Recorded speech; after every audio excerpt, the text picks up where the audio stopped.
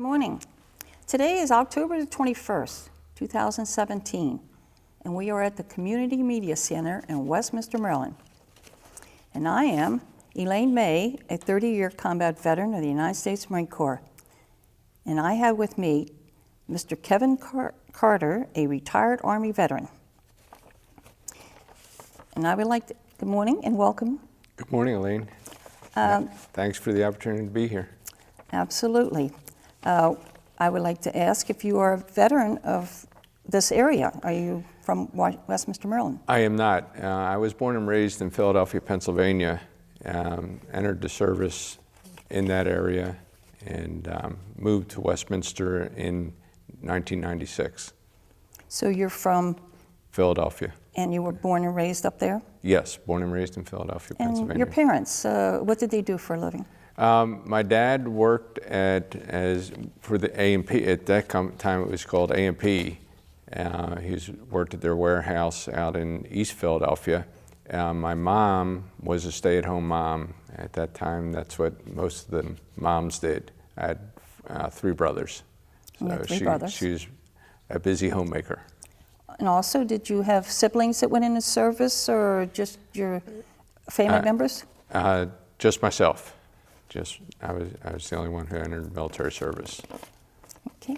And what service did you decide to go into? I was a member of the United States Army. And why did you pick the Army? Well, at that time there was a draft, so the eventuality of military service was always there and is expected. When I went to college to become a teacher. At that time, the Vietnam War was going on. Most people were getting drafted. I saw an opportunity to go in the service as an officer, so I joined ROTC.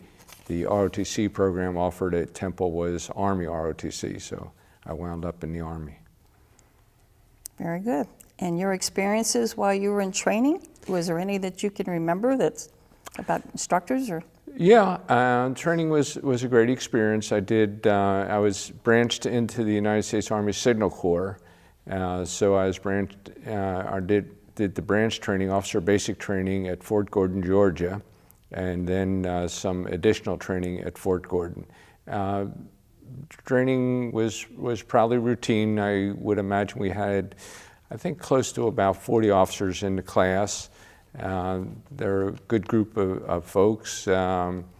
We did not have to reside at Fort Gordon at a BOQ, so in fact there wasn't enough BOQ space for us.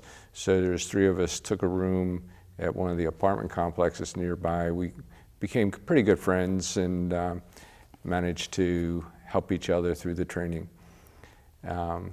It was very different for me because my background was in social studies. There was some technical aspects to it, and of course the other military type training associated with military work that was kind of brand new, but not too bad. Now you did tell me that you were a career. Yes. And what years did you go in, and when did you retire? I joined the service in it was June of 1972, and I retired in August of 95. And where did you go during those time periods? During those times, I started off, my first assignment out of officer training was at Fort Gordon, Georgia. I was assigned to the 197th Infantry Brigade. When I first arrived, the 197th was a school support outfit. We supported the infantry center at Fort Benning, Georgia. At that time, the Vietnam War was winding down. The Army went through a reorganization, and the 197th became a non-school support, a regular Army unit. So it was an interesting time, very dynamic time throughout the Army, but also a very dynamic time there at Fort Gordon as well. In making that transition, the Army had, during that time, went to the VOLAR concept, Volunteer Army, and I suddenly found myself in charge of a platoon with about 40 new soldiers, and part of the recruiting appeal at that time was called One Stop Unit of Choice Training. So these young men joined the Army. They were stationed at Fort Gordon. Their homes were from that Georgia, Alabama, South Carolina area. And they went through actually their basic training, or their AIT training at Fort Benning in the unit. We were responsible for that training. And what kind of assignment were you most of your time in your career? What kind of military occupational specialties did you have? I was in the Signal Corps, so, and I was, the Signal Corps was kind of divided into tactical communicators and strategic communicators. So I was a tactical communicator responsible for installing, operating, maintaining signal support for combat arms units. So most of my time in troop units was either in infantry organizations or air defense organizations, providing them communications. Okay, now your family, were they with you during your time in the service? Most years. I had one unaccompanied tour to Korea. At that time, I was young. I was recently married.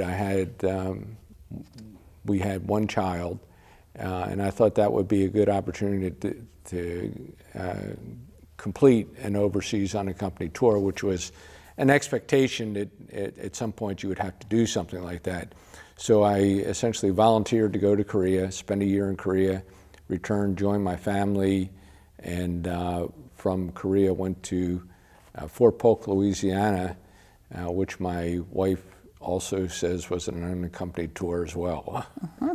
So other places than Korea and Fort Gordon? And there, well, Fort Polk, I did a tour after serving with the 5th Infantry Division at Fort Polk, Louisiana.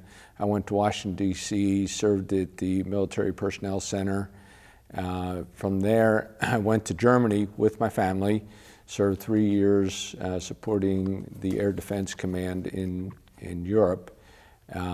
Rotated back, did a year at Fort Leavenworth schooling, again with my family, and from there went back to Washington, D.C., served for 3 years in the Army Desk Ops area. From there, I went back to Fort Gordon, served as a battalion commander at Fort Gordon, and after leaving Fort Gordon, I returned to Washington, D.C., and served for 3 years at the Joint Chiefs at the Pentagon. It sounds like you had some good assignments. Good assignments, interesting assignments, great experience. And what do you think of the officers and the fellow soldiers you served with? I think a great deal of them.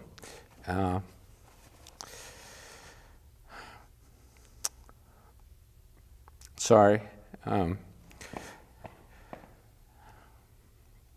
I was thinking of some who died. Yes, I'm sure. Okay, well, let's go on to your time. When you got out, what did you pursue when you got out of service? Well, I originally went in the Army I originally went to college to be a teacher. So when I left the Army, I thought, well, I'd like to go back to teaching. Actually taught for a year at junior ROTC in Pennsylvania, and then was offered an opportunity to teach in Baltimore City. Went to Baltimore and taught there for 15 years, and then retired from teaching and living here in Westminster. Okay, well, after you got out of the service, you pursued working. Did you go and do any more education and get the GI Bill or anything like that? And use that? The GI Bill was there, and also General Powell, working with Congress, created a program. He saw a need for military folks to get into teaching and had created a program there. So there was actually 2 programs I was able to take advantage of to help with the cost of additional education and training. Great. Did you make any close relationships during your time when you were in the service? Sure. I still have some good friends from that military service, relationships that were mentors, people who were mentoring me, And those few that I had the opportunity to mentor, and we still stay in touch and occasionally vacation together, some of the good friends that we met while we were serving. So they've been longtime friends. Longtime friends. And you keep in touch with them today. Still do. And when you, in your time after you got out, did you pursue any organizations you joined of any kind? At our local parish at St. John's, we have the Catholic War Veterans. I've joined that as my veterans organization that I belong to. Okay, tell me what kind of impact your military experience has had on your time after you got out. I think one of the important things you learn in the military is that everybody brings something to the game. And part of your job as a leader is to find out what gift that person has, give them an opportunity to excel with that gift and be successful. So in any job that I've had where I've had either students or people that I work with, I always try to use some of that experience that you have to kind of bring that out with them and make the organization better. So the organization you belong to, how about the American Legion? I am not a member of the American Legion. I belong to a few other organizations, so they keep me pretty busy, and I've tried to focus on joining things that I can contribute to. So Catholic War Veterans was a new organization that just started about a year ago, and so there's a lot to do there, helping it to get off the ground. That's true. How about reunions? Do you get together with your friends that relationships you had in the military and do reunions? No, I have not. There really haven't been any reunions in terms of units that I've been with. But again, I still meet with some of these friends on a personal basis, and we do, like I say, some vacationing together and get together for different social events and things like that. Very good. And tell me, if you had a choice to go in the military again, and you think about what you did, would you do it again? What I did, yes. Today, I think there's been a dramatic change in terms of the expectations on soldiers in the military and what we're asking them to do in terms of continuous redeployments overseas in the combat zones. And that was something I never had to experience. And that's got to be very tough on them and on their families. So the experience I had, the time period, the Army was growing, it was very dynamic, and I think the nature of life in the Army has changed significantly since the period 72 to 95.